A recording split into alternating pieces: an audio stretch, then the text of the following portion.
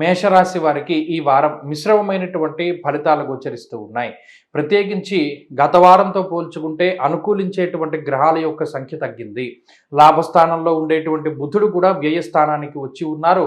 అప్పుడు జన్మరాశి స్థిత రవిగ్రహము, 12వ స్థానంలో ఉండే బుధుడు, కుజుడు, శనేశ్వరుడు, అలాగే కొంత చంద్రబలం తగ్గడము, అలాగే గురుబలం లేకపోవడం ఇత్యాది విషయాలతోటి ఎక్కువగా గ్రహాలన్నీ ప్రతికూలమైనటువంటి స్థానాల్లోనే ఉన్నారు.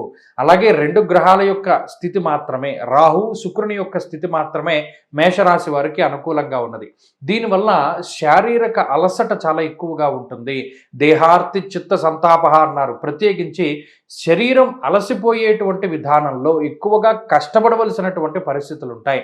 స్థానం మార్పునకు అవకాశం ఉంటుంది. ప్రయాణాలు చేయడానికి, దూరత్ర ఎక్కువగా దూరాన్ని మీరు ప్రయాణం చేయడానికి, అలాగే కావలసినటువంటి లేదా ముఖ్యమైనటువంటి పనులన్నీ కూడా వాయిదా పడడానికి, అలాగే ఉద్యోగపరంగా స్థానచలనానికి, మరి ముఖ్యంగా ఆ స్థానచలనం మీరు కోరుకునేది అయినా మీరు కోరుకోనటువంటిది అయినప్పటికీ కూడా ఒక స్థానాన్ని మార్చడం అనేటువంటిది ప్రత్యేకించి ఈ వారంలో చెప్పవచ్చును.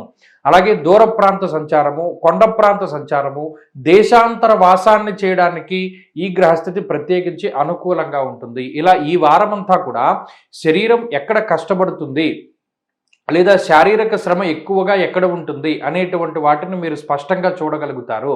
అరే గతంలో మనం ఇంత కష్టపడలేదు కదా, ఈ పని చేయడానికి ఎందుకు ఇంత ఇబ్బంది పడవలసి వస్తుంది అనేటువంటి భావన కూడా పెరుగుతూ ఉంటుంది. దీనికి కారణం జన్మ రవి యొక్క స్థితి. కాలాతిక్రమ భోజనం అన్నాడు. అంటే కాలాన్ని అతిక్రమించి భోజనం చేస్తూ ఉండడం. అంటే ఉదయం తినవలసింది మధ్యాహ్నం, మధ్యాహ్నం తినవలసింది సాయంత్రం, సాయంత్రం తినవలసింది రాత్రి, ఎప్పుడో తింటూ నిద్ర తక్కువగా పోతూ నిద్ర పట్టక కొంత అలసటని అనుభవించేటువంటి పరిస్థితులు ఉంటాయి.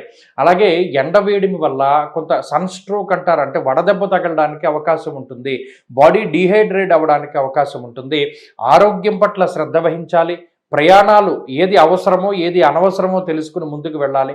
ఒకవేళ ఖచ్చితంగా ప్రయాణం చేయవలసి వచ్చినప్పుడు అన్నీ మనం తీసుకుని ముందుకు వెళుతున్నామా, ఏదైనా మర్చిపోయామా, పుల్లయ్య వేమవరం అంటారు. అంటే వెళ్ళిన పని ఏదైతే మనకి ముఖ్యమైనవి ఉన్నాయో పట్టుకెళ్లకుండా వెళ్ళిపోతే అది ఉపయోగం ఉండదు.